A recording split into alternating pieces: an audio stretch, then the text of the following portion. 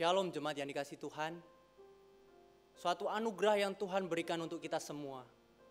Kita dipanggil Allah untuk bersekutu bersama-sama, bersama dengan keluarga kita, untuk meresponi panggilan Allah dalam ibadah. Saya undang untuk kita bangkit berdiri. Marilah kita menghadap hadirat Allah dengan sikap penyembahan.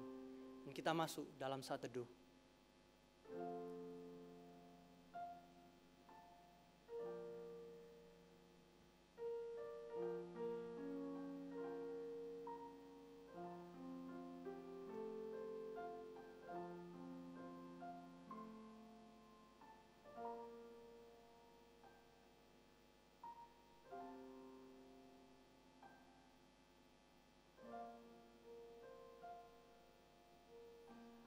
Ibadah kita hari ini didasari dengan keyakinan bahwa pertolongan kita adalah dalam nama Tuhan yang menjadikan langit dan bumi, dan yang tiada pernah meninggalkan hasil ciptaan tangannya.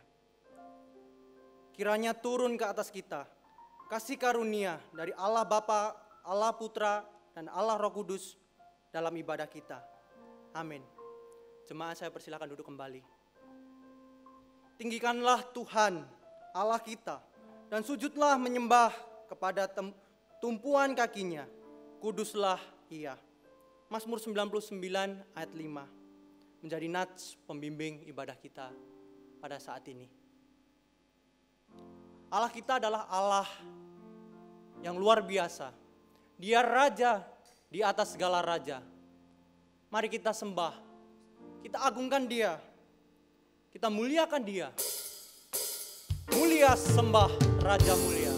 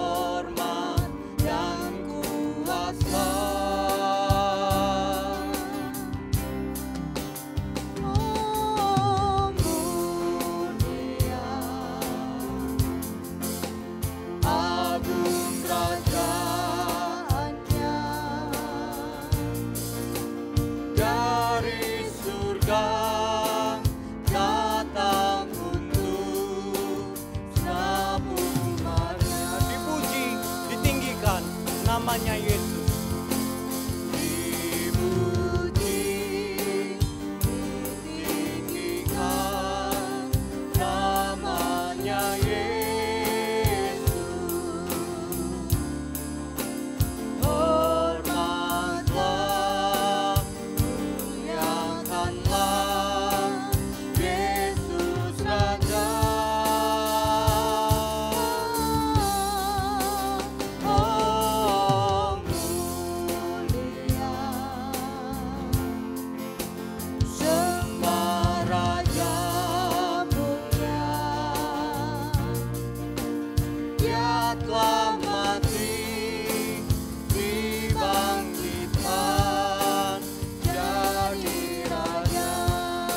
Sekali lagi, kita puji Dia, muliakan Dia, mulia sembah Raja mulia.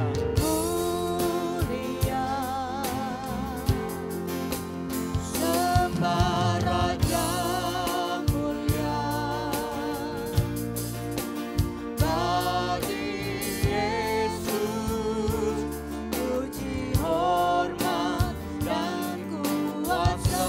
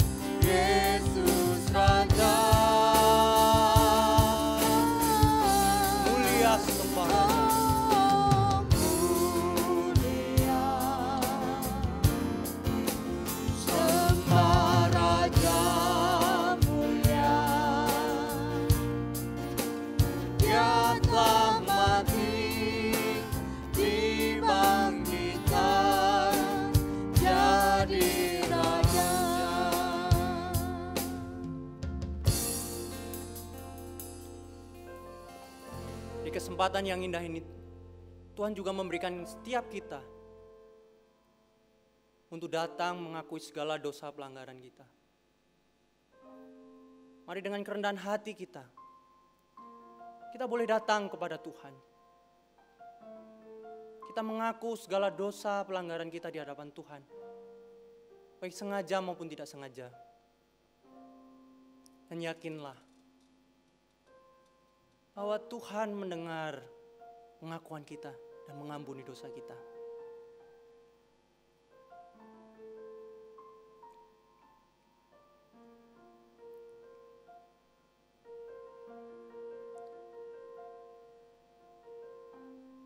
Bapa di dalam kerajaan surga yang mulia, terima kasih Tuhan atas kehadiran-Mu dalam kehidupan kami. Terima kasih Tuhan atas kasih dan pertolongan Tuhan dalam kehidupan kami. Terima kasih Tuhan, Kau mendengarkan apa yang menjadi pergumulan dosa kami. Ampunilah kami Tuhan. Seringkali kami melakukan hal-hal yang tidak berkenan di hadapan Tuhan. Dan seringkali kami juga melukai sesama kami. Semua itu kami lakukan, baik sengaja maupun tidak sengaja. Terima kasih Tuhan, Kau beri kesempatan untuk kami boleh mengaku segala dosa dan pelanggaran kami. Layakkanlah kami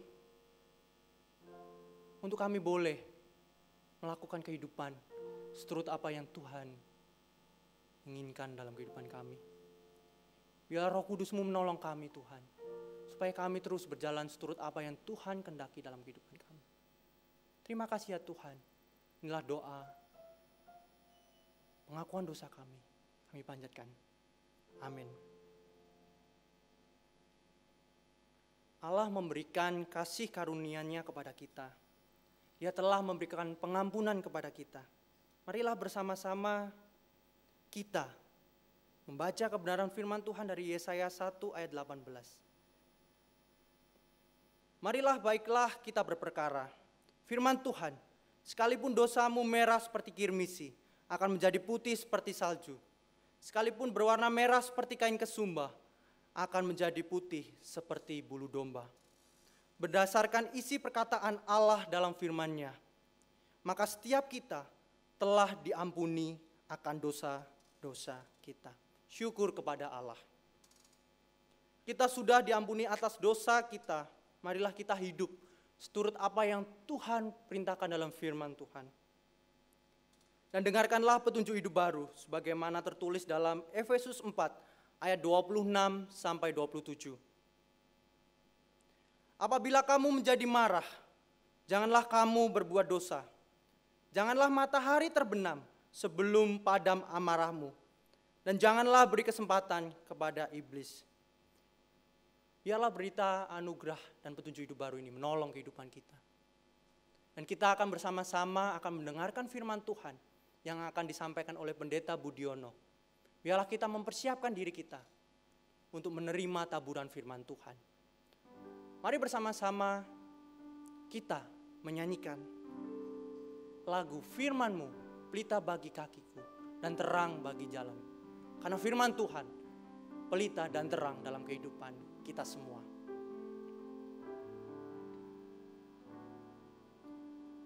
Firman-Mu, pelita bagi kakiku, terang bagi jalanku. Katakan sekali lagi, firman-Mu pelita bagi kakiku. Firman-Mu, pelita bagi kakiku, terang bagi jalanku. Waktuku bimbang dan hilang jalanku, tetaplah Tuhan bersama kita. Dan hilang jalanku, tetaplah Kau di sisiku. Dan takkan ku takut, Asal Kau di dekatku, besertaku selamanya.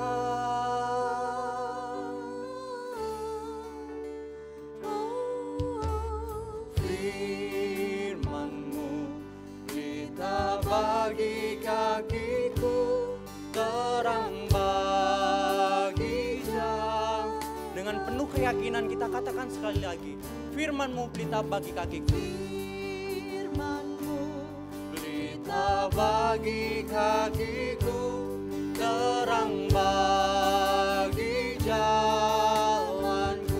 Waktu ku bimbang dan hilang jalanku, waktu ku bimbang dan hilang jalanku, tetaplah Kau di sisiku, dan takkan ku takut asal Kau di dekatku, besertaku selamanya. Oh, firman-Mu pelita bagi kakiku, terang bagi jalanku. Waktu dan tempat saya persilahkan.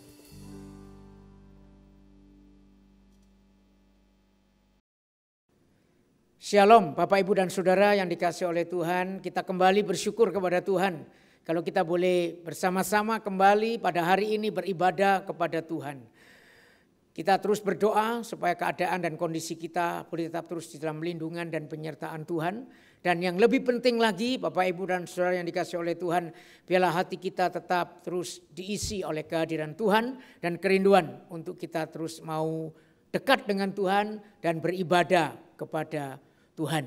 Mari kita tundukkan kepala, kita masuk di dalam doa untuk pembacaan dan perenungan firman pada hari ini. Mari kita berdoa.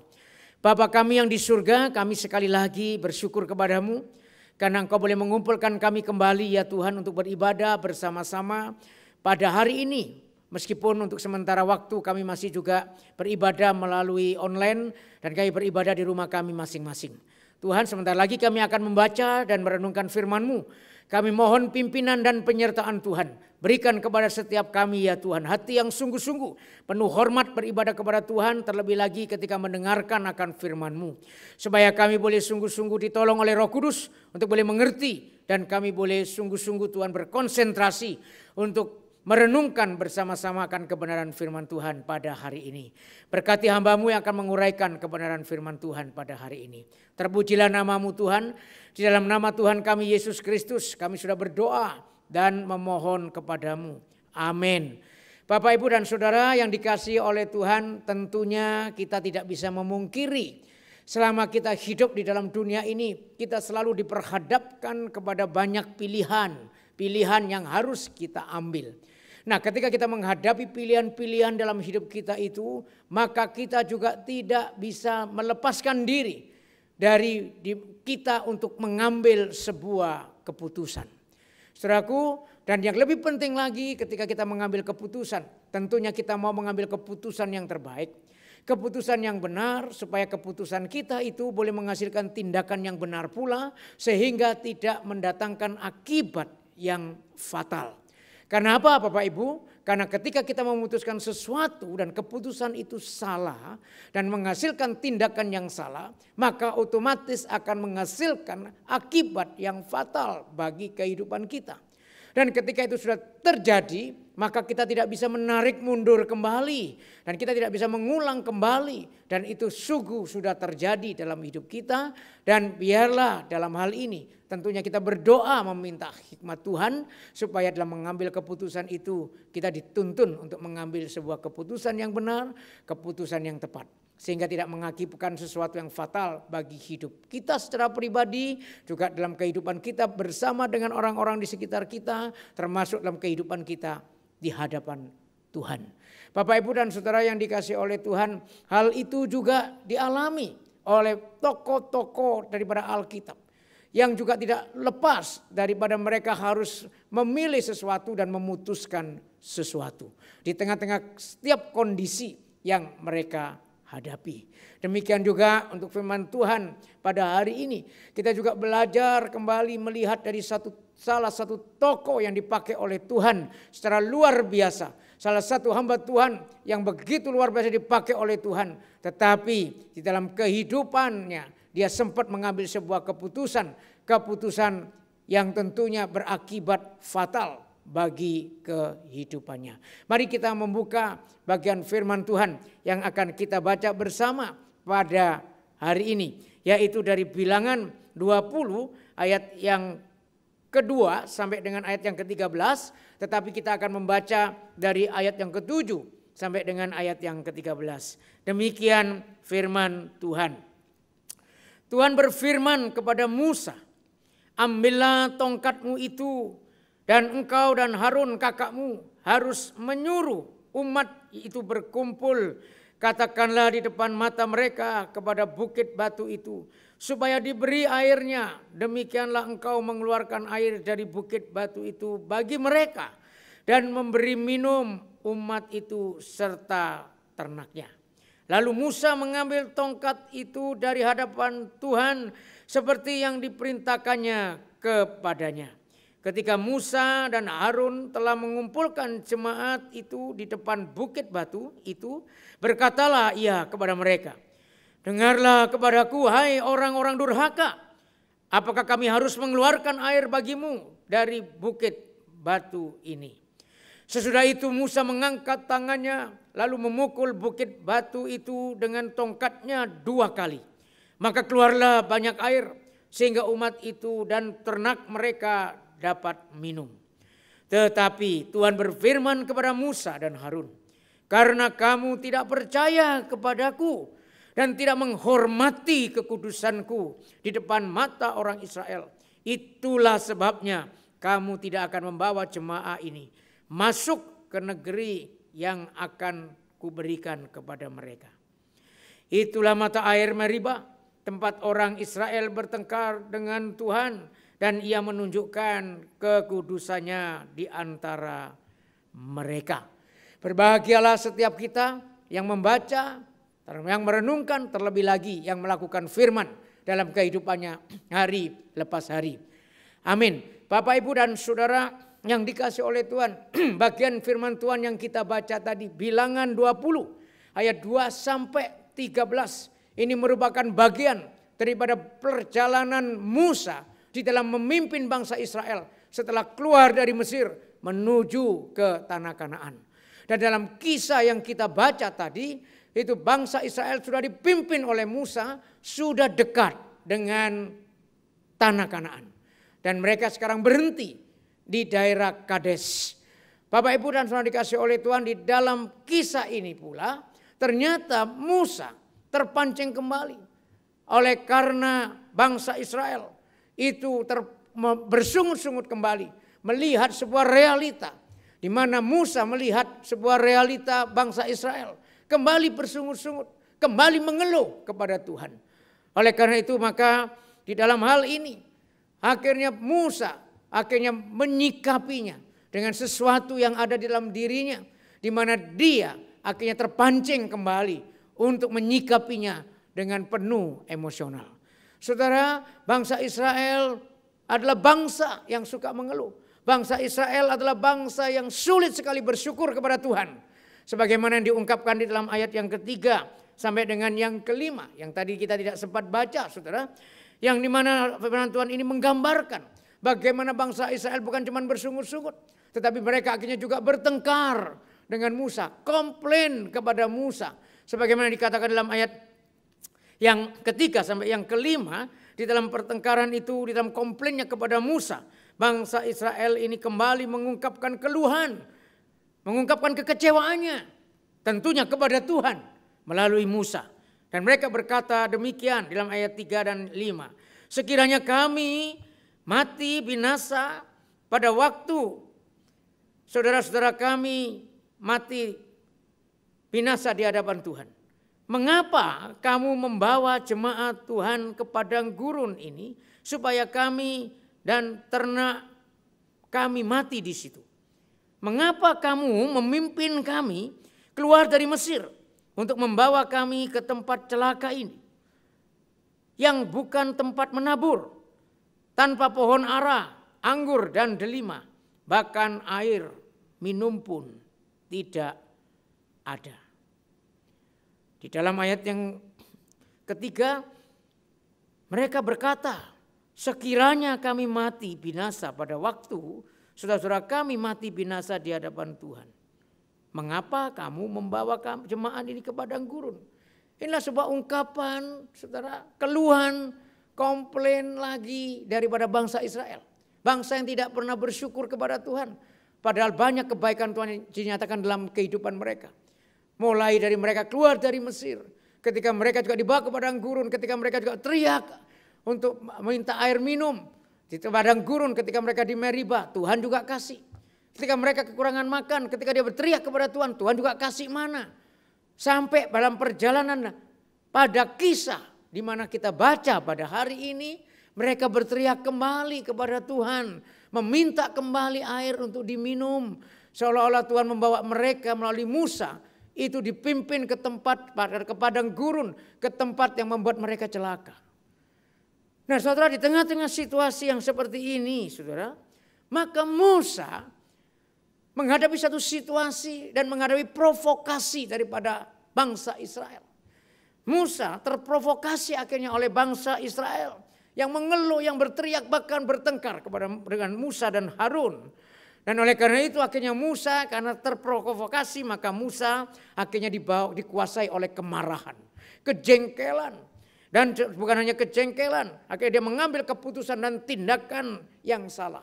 Saudara, apakah wajar ketika Musa itu jengkel, Musa itu marah? Bagi saya tentunya secara manusia wajar, saudara.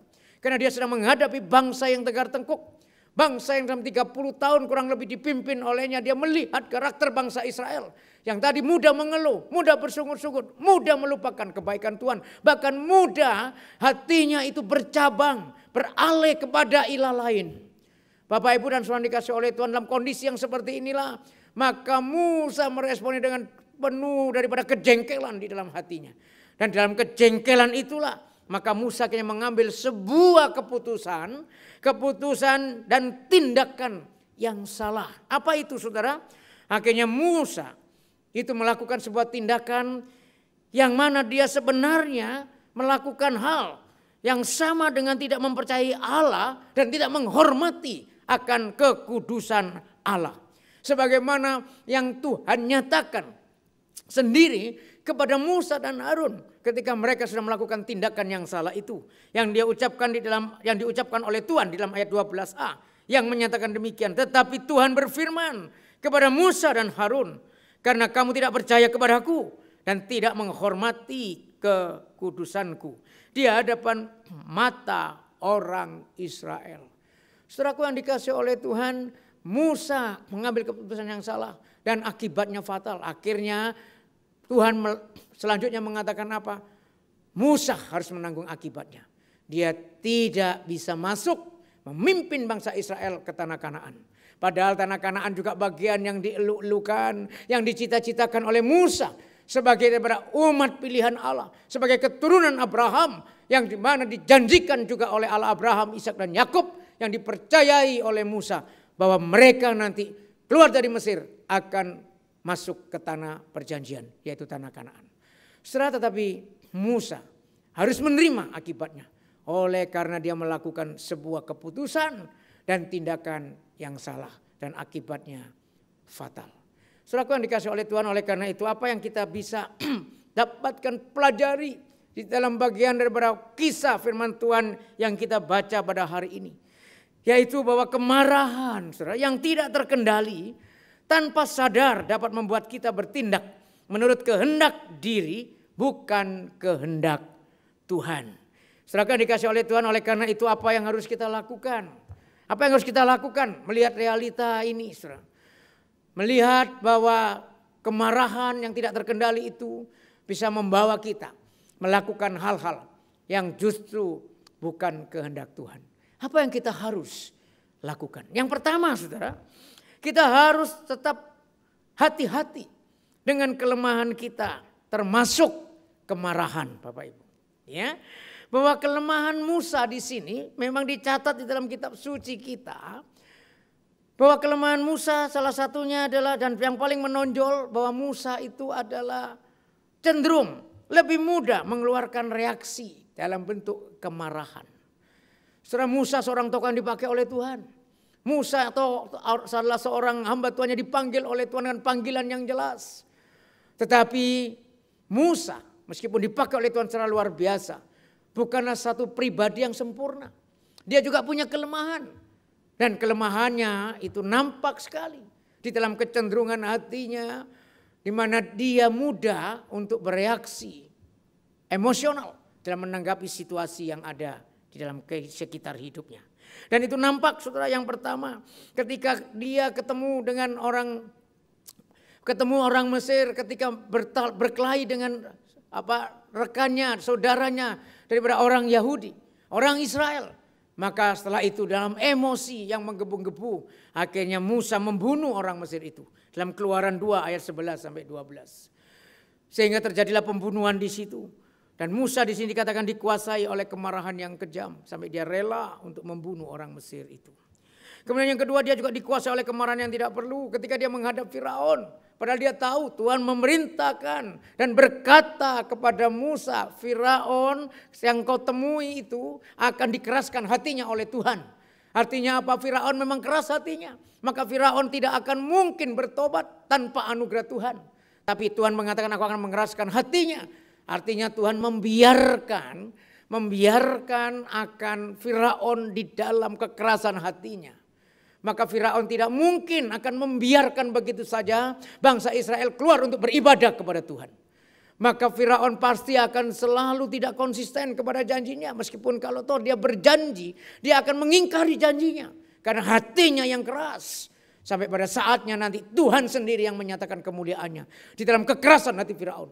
Ketika Tuhan membelah laut Tiberau dan Firaun meninggal di situ. Mati bersama dengan lautan yang menggelora di situ. Dan Tuhan menyatakan akan kemuliaannya di situ. Tetapi ketika Musa berhadapan dengan Firaun, dia pun berhadapan dengan penuh kemarahan yang menyala-nyala. Ya, ini yang seharusnya kemarahan yang tidak perlu. Sebenarnya dia sudah tahu Firaun pasti akan menolak kehendak Tuhan. Pasti akan menentang kehendak Tuhan. Tidak membiarkan bangsa Israel untuk beribadah kepada Allah. Yang ketiga, dia juga dikuasai oleh kemarahan yang merusak, saudara. Ketika apa? Ketika dalam kejengkelannya tentu secara manusia, kemarahannya adalah kemarahan yang wajar. Dan bisa dikatakan kemarahan yang penuh dengan hal-hal yang mulia. Karena dia melihat perilaku bangsa Israel yang menjengkelkan, kelewatan. Mereka menyembah lembu emas. Tapi di situ dalam kemarahannya Musa ada kelemahan. Dia tidak mengendalikannya dengan baik. Sehingga dalam kemarahannya itu dia merusak hal yang lebih bernilai. Yaitu 2 loh batu. Dia akhirnya lempar 2 loh batu itu. Saudaraku, dan ini juga seringkali juga bisa terjadi dalam hidup kita. Maka kemarahan, oleh karena kemarahan tidak terkendali, kita ternyata akhirnya melampiaskan kemarahan itu, akhirnya menjadi persoalan yang lebih besar. Bahkan kita akhirnya merusak hal yang lebih bernilai daripada kita. Dari apa yang kita miliki. Saudara, ada sebuah kisah nyata yang sempat saya baca, saudara. Yaitu tentang seorang anak daripada satu keluarga yang muda. Dan keluarga muda ini baru membeli mobil. Lalu anaknya itu ketika bermain-main menemukan sebuah paku. Kemudian paku itu dia coret-coret ke upinnya. Tapi upinnya tidak bisa dicoret-coret karena upinnya itu mungkin karena terbuat dari granit. Mungkin granit tile dari keramiknya sehingga tidak bisa. Dia coret-coret tidak kelihatan gambarnya. Kemudian dia lihat ada mobil warnanya putih lagi. Kemudian dia coret-coretlah di situ. Dia buat gambar di situ, gambar ayam, gambar bunga dan seterusnya. Dan setelah dia sisi yang satu dia selesai, dia ke sisi yang lain. Dia coret-coret. Setelah dia coret-coret, dia akhirnya beristirahat. Dan ketika sore hari, ketika kedua orang tuanya pulang, ketika sang ayah sebelum masuk ke pintu rumahnya, dia lihat mobilnya. Kok ternyata tercoret-coret sedemikian rupa. Ada goresan-goresan gambar yang digambar di situ. Saudara yang dikasih oleh Tuhan, dia tidak tahu siapa yang menggambar. Tapi dalam emosi yang begitu luar biasa, dia langsung berteriak, siapa ini yang mencoret-coret mobil? Kerjaan siapa ini? Dia berteriak-teriak. Lalu dia panggil, "Mak, ini kerjaan siapa, Mak? Kok mobil ini akhirnya tercoret-coret di gambar seperti ini? Ini kerjaan siapa?" Setelah lalu si pembantunya dengan ketakutan, "Saya tidak tahu, Pak. Saya tidak tahu." Dengan emosional juga dia berkata kepada sang pembantu, "Mbak, ini kerjanya apa satu hari? Masa kita tidak kayak gini aja tidak tahu? Mbak kerjain apa di rumah selama satu hari ini? Sampai tidak tahu bahwa ada orang yang mencoret-coret mobil saya." So, dengan kemarahannya itu yang masih menggebu-gebu, tiba-tiba anak satu-satunya, seorang anak perempuan itu yang berusia 4 tahun keluar. "Papa, itu saya tadi yang gambar. Bagus ya Papa." Dengan berlari dia peluk papanya. Ketika dia peluk papanya, "Itu aku yang gambar tadi, Papa, bagus kan?" Papanya langsung dengan emosional, dengan kemarahan itu dia ambil tangan daripada anak itu. Lalu dia ambil sebuah ranting yang dia temukan di halamannya, dia pukul tangan anak itu. Sehingga cerita ketika tangan anak itu dia pukul, kemudian dia tidak puas pukul yang tangannya ketika dibuka, tapi kemudian dibalik lagi tangannya, dia pukul lagi, saudara, dengan ranting itu. Dan singkat cerita, saudara, anak itu akhirnya terluka, tangannya bengkak semua, kemudian dia disuruh tidur sama mbak pembantunya. Selama dia tidur dengan mbak pembantunya, dari hari demi hari tangannya bengkak, kemudian mulai dia demam, kemudian dibawalah ke rumah sakit. Saya dibawa ke rumah sakit, maka dokter akhirnya memanggil kedua orang tuanya. Dia berkata, "Maaf, ini untuk menyelamatkan nyawa daripada anak bapak dan ibu, dia harus diamputasi." Ketika mendengar hal itu, kedua orang tua itu akhirnya menjadi penuh dengan kesedihan, penyesalan.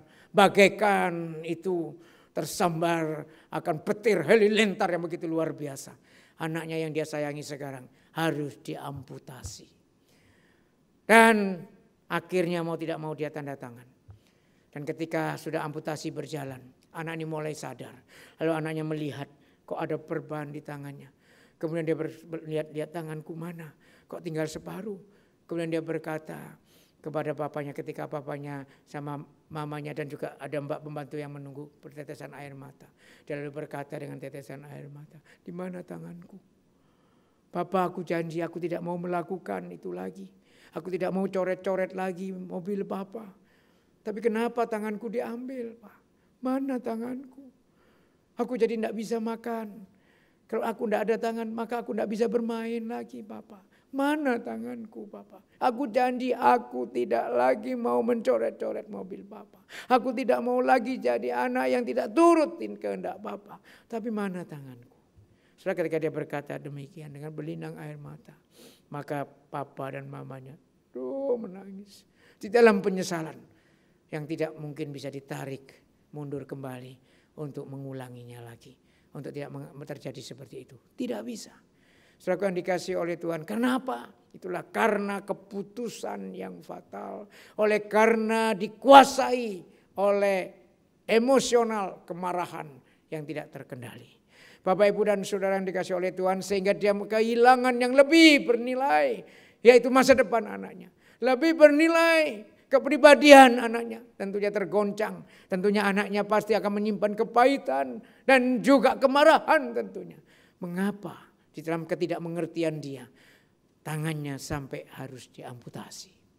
Bapak, Ibu dan Saudara dikasihi oleh Tuhan, itulah juga Musa alami ketika dia melemparkan loh batu itu. Dan yang terakhir tentunya kelemahan Musa nampak dalam kisah yang baru saja kita baca. Yaitu Musa dikuasai juga kembali oleh kemarahan yang memberontak.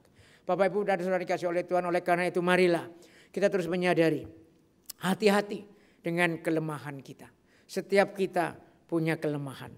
Setiap kita masing-masing memiliki punya kelemahan kita masing-masing. Ada yang mungkin kita kelemahannya di masalah harta. Ketika kita lemah di masalah harta, mari kita terus waspada. Jangan sampai itu membawa kita akhirnya melakukan hal-hal yang Tuhan tidak kehendaki. Tidak menghormati Tuhan. Akhirnya dengan kelemahan kita masalah uang, kita menjadi pribadi yang tidak jujur, menghalalkan segala cara. Menjadi pribadi yang selalu tamak, bahkan menjadi pribadi yang kikir, yang sulit untuk memberi. Tapi maunya hanya menerima. Yang selanjutnya saudara, mungkin kita ada yang punya kelemahan. Oleh karena apa saudara? Kelemahan oleh karena mungkin seks.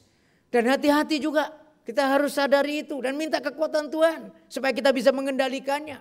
Karena kita yang lemah di dalam hal seks, betapa mudahnya kita terjebak kepada pornografi. Betapa mudahnya kita terjebak kepada perselingkuhan. Betapa mudahnya kita terjebak kepada perzinahan. Demikian juga mungkin kita yang punya kelemahan tentang kesombongan diri. Hati-hati, minta Tuhan, terus ingatkan. Minta Tuhan kita kerendahan hati supaya kesombongan itu bisa kita kendalikan. Hati-hati dengan kelemahan kita ketika kita ada kelemahan dalam kesombongan. Hati-hati dengan godaan-godaan. Karena kita cenderung yang mempunyai kelemahan kesombongan itu. Kita cenderung untuk selalu ingin dipuji. Cenderung untuk selalu ingin dihormati. Cenderung semua itu untuk mengarahkan kepada kita. Kita mau disanjung. Dan itu berbahaya tentunya saudara. Untuk motivasi kita dalam melayani Tuhan. Hati-hati, bukan Tuhan yang kita tinggikan akhirnya. Bukan Tuhan tujuan kita yang untuk kita layani. Tetapi diri kita. Oleh karena kita ingin dipuji dan dihargai. Ketika kita tidak diterima pendapat kita, mungkin kita mudah kecewa kepada Tuhan. Mungkin kita mudah juga meninggalkan pelayanan. Oleh karena apa? Memang fokusnya adalah kepada diri. Supaya kita boleh ditinggikan dan disanjung. Maka kita harus berhati-hati, waspada. Saudara yang dikasih oleh Tuhan termasuk tentunya tadi kemarahan. Yang terakhir saudara, yang kedua, yang terakhir saya ingin bagikan dalam bagian firman Tuhan ini apa yang kita bisa pelajari, sikapi. Yaitu yang kedua, dalam kondisi apapun kita jangan kehilangan rasa hormat. Rasa hormat kita kepada Tuhan. Saudara yang dikasih oleh Tuhan, Musa di dalam kemarahannya. Akhirnya Musa jatuh ke dalam kesalahan yang lebih lagi saudara. Yaitu apa? Dia jatuh ke dalam kesalahan. Dia tidak hormat kepada Tuhan. Kehilangan rasa hormatnya. Itu nampak di mana saudara? Dalam kemarahan itu dia jatuh kepada hal tidak mentaati apa yang Tuhan perintahkan. Dia tidak taat kepada apa yang Tuhan kehendaki. Di dalam ayat yang ke-10 dikatakan demikian. Ketika Musa dan Harun telah mengumpulkan jemaah itu di depan bukit batu itu. Berkatalah ia kepada mereka. Janganlah kepadaku, hai orang-orang durhaka. Dengarlah kepadaku, hai orang-orang durhaka. Apakah kami harus mengeluarkan air bagimu dari bukit batu ini? Bapak Ibu dan Saudara dikasih oleh Tuhan. Di tengah-tengah kemarahan yang menguasai Musa. Musa akhirnya juga jatuh dalam ketidaktaatan kepada Tuhan. Dia mengeluarkan kata-kata yang kasar. Kata-kata yang pedas kepada bangsa Israel. Dengan kata, hai engkau orang durhaka. Itu adalah nada kemarahan. Nada kecengkelan. Kemudian Musa secara tidak sadar. Dia berkata, dengarlah hai orang durhaka. Apakah kami harus mengeluarkan air bagimu dari bukit batu ini? Secara tidak sadar Musa dan Harun menempatkan diri seolah-olah yang berotoritas. Mengambil otoritas Tuhan. Bukankah Tuhan hanya memerintahkan. Katakan kepada bukit batu itu. Air itu engkau akan keluarkan. Tuhan tidak memerintahkan dan minta Musa untuk sebagai yang berotoritas mengeluarkan air itu dari batu itu. Nah disinilah Musa secara tidak sadar. Sedang menggantikan otoritas Tuhan. Sebagai satu-satunya yang berotoritas dan yang berdaulat. Maka sesudah itu. Maka dia lebih nyata lagi. Musa akhirnya dia melakukan tindakan yang mengkonkretkan akan dirinya yang memang terjebak oleh kemarahan itu. Dia kehilangan rasa hormatnya kepada Tuhan. Dengan apa saudara? Katakan ayat yang ke-11. Sesudah itu Musa mengangkat tangannya lalu memukul bukit batu itu dari tongkatnya 2 kali. Maka keluarlah banyak air sehingga umat itu dan ternak mereka dapat minum. Musa dikatakan dia sudah tidak taat, tetapi di sini dia sungguh-sungguh mewujudkannya. Itulah sebabnya Tuhan akhirnya berkata, dalam tindakan Musa itu adalah tindakan tidak sesuai dengan perintah Tuhan. Maka Tuhan berkata dengan 2 kata, engkau tidak percaya kepadaku. Karena Musa terjebak kepada sikap tidak percaya karena dia tidak ada trust and obey. Pada waktu itu dia hanya dikuasai oleh emosinya.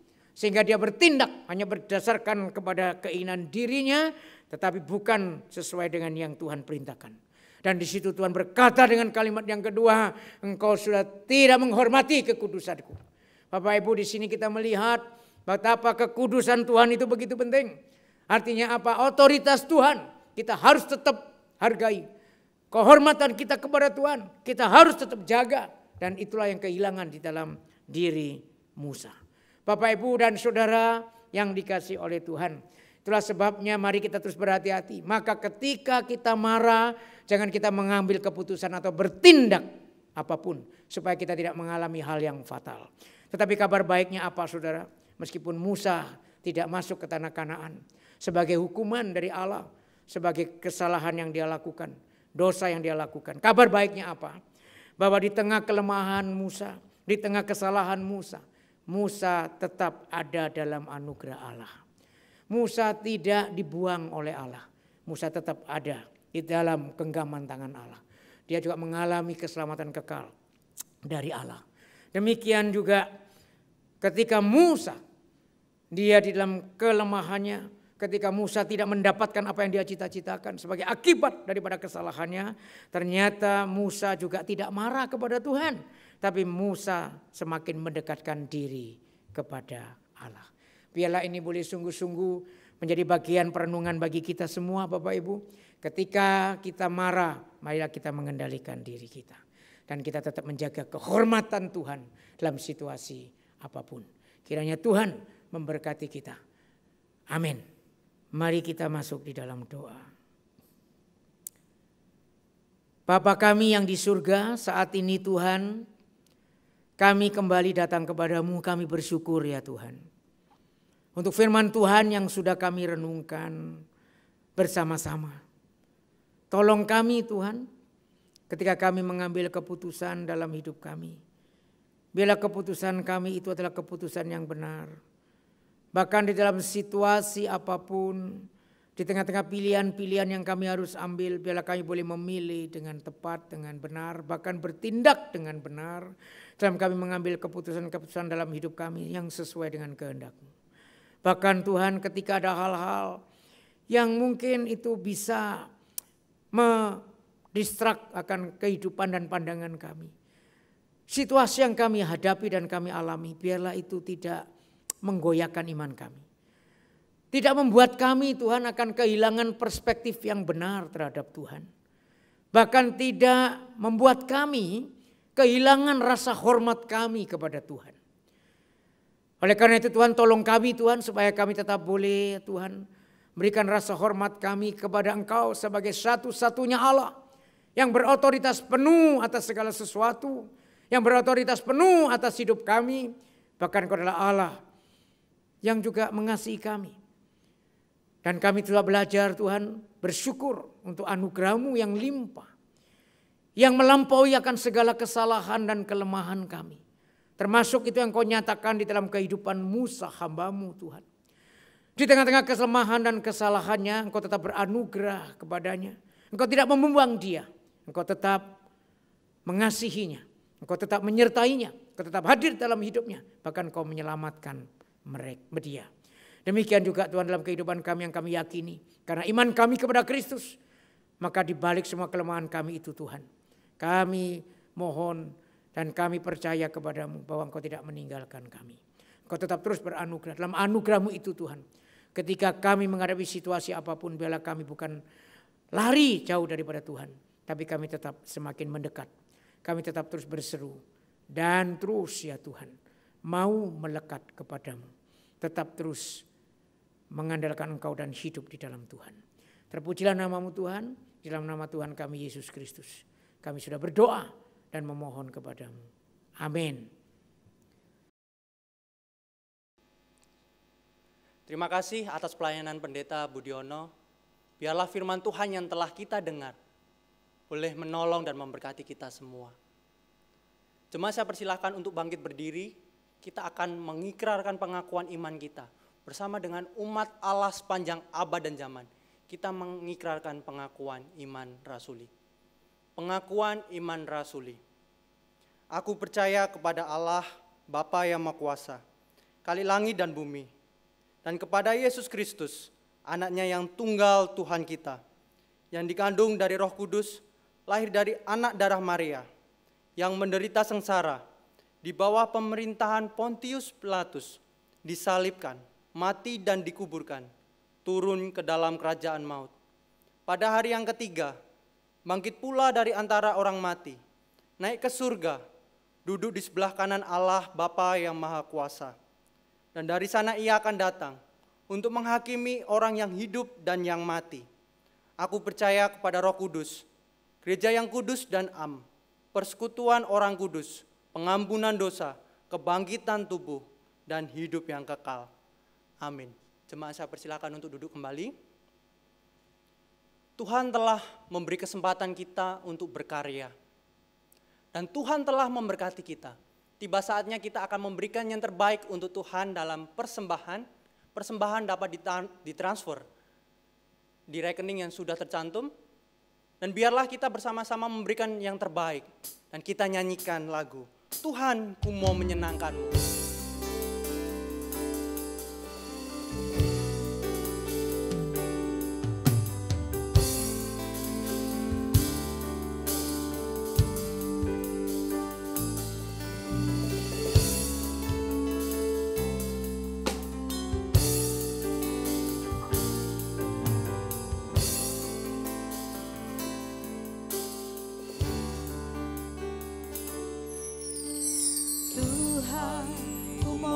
Menyenangkanmu,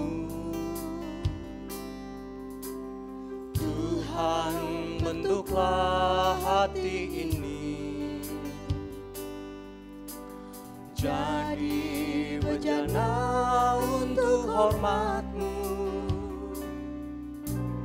cemerlang bagai emas murni. Tuhan ku serahkan hatiku, Tuhan serahkan hatiku, semua ku berikan padamu. Sucikan hingga tulus selalu, agar aku menyenangkanmu, agar aku menyenangkanmu, menyenangkanmu, senangkanmu, menyenangkanmu, senangkanmu. Hanya itu kerinduanku, menyenangkanmu, senangkan hatimu. Hanya itu kerinduanku, menyenangkanmu, senangkanmu, menyenangkanmu, senangkanmu. Hanya itu kerinduanku, menyenangkanmu, senangkan hatimu. Hanya itu kerinduanku, hanya itu kerinduanku. Hanya itu kerinduanku. Katakan sekali lagi, hanya itu kerinduanku. hanya itu kerinduanku. Mari kita masuk dalam doa. Tuhan Allah Bapa kami yang bertata dalam kerajaan surga yang mulia. Terima kasih Tuhan Kau beri kesempatan kami untuk kami boleh bersama-sama berkarya. Untuk memenuhi segala kebutuhan yang apa kita perlukan Tuhan. Tuhan terima kasih Engkau telah memberkati kehidupan kami. Tuhan inilah persembahan kami. Biarlah persembahan ini dapat berguna untuk kelebaran kerajaan-Mu dimanapun persembahan ini dapat disalurkan. Dan berilah hikmat kebijakan kepada setiap pengurus yang akan mengurus dan mengelola persembahan ini. Agar persembahan ini dapat berguna dan tepat sasaran. Kami juga berdoa Tuhan untuk setiap kami yang telah terulur tangannya untuk memberikan persembahan. Biarlah Engkau terus mengingatkan kami untuk memberikan yang terbaik untuk Tuhan di dalam persembahan. Karena ini adalah tugas tanggung jawab kami Tuhan. Dan Tuhan kami juga berdoa untuk bangsa kami. Bangsa di tengah pandemi ini Tuhan. Biarlah kehendak Tuhan yang terjadi dalam kehidupan kami, khususnya bangsa Indonesia ini. Dan berilah kekuatan, hikmat yang daripada Tuhan. Untuk orang-orang yang menjadi garda terdepan, untuk orang-orang yang bertanggung jawab untuk menangani pandemi ini ya Tuhan. Biarlah Tuhan yang menolong mereka. Tuhan yang memberi sukacita kepada mereka. Dan kami rindu ya Tuhan, melalui kuasa-Mu, Kau kirimkan vaksin yang tepat, obat yang tepat untuk menyudahi pandemi ini.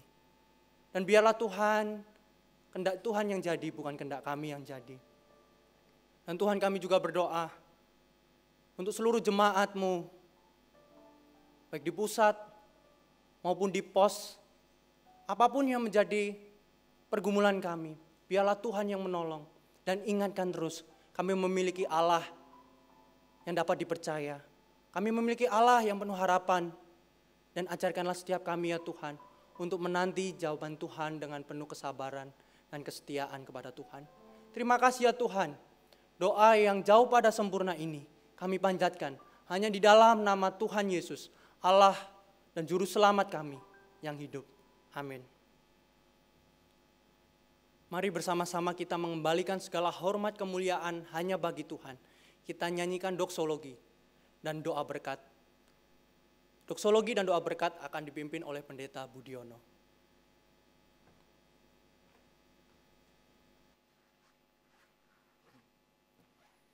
Saya undang Bapak Ibu sekalian untuk bangkit berdiri. Mari kita mengembalikan segala kemuliaan dan pujian kepada Allah Tritunggal. Doksologi.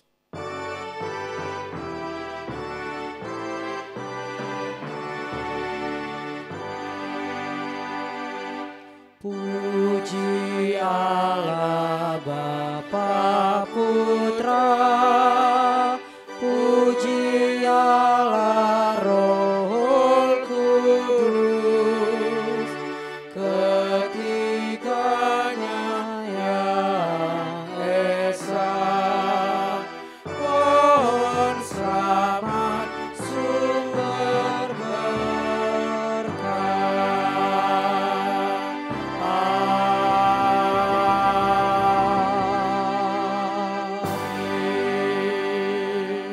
Bapak, Ibu, dan Saudara yang dikasihi oleh Tuhan, arahkanlah hatimu kepada Allah dan terimalah berkat Tuhan. Kasih karunia daripada Allah Bapa, damai sejahtera daripada Tuhan kita Yesus Kristus, serta persekutuan dengan Roh Kudus, kiranya terus boleh menyertai dan memenuhi kehidupan Bapak Ibu sekalian. Mulai dari saat ini sampai Maranatha, Tuhan Yesus datang kembali. Amin.